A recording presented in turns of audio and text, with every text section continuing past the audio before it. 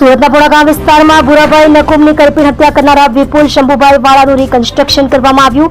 સુરતના પોળા વિસ્તારમાં આવેલી સીતારામ સોસાયટી ખાતે 2 દિવસ પહેલા વિપુલ ભૂરાભાઈ નકુમ નામના વ્યક્તિની હત્યા કરવામાં આવી હતી। તેમાં પૂર્ણા અને વરાછા પોલીસે સંયુક્ત કામગીરીમાં 24 કલાકમાં આરોપીની ધરપકડ કરી અને કોર્ટ ખાતે લઈ જવામાં આવ્યો હતો। તેમાં કોર્ટ દ્વારા 2 દિવસના રિમાન્ડ મંજૂર કરાવી આજરોજ પૂર્ણા પોલીસ દ્વારા આરોપી વિપુલ શંભુભાઈ વાળાનું રિકન્સ્ટ્રક્શન કરવામાં આવ્યું હતું। તમે જોઈ રહ્યા છો સેવા ટાઈમ ન્યૂઝ ચેનલ અજમલ જાદવની સાથે।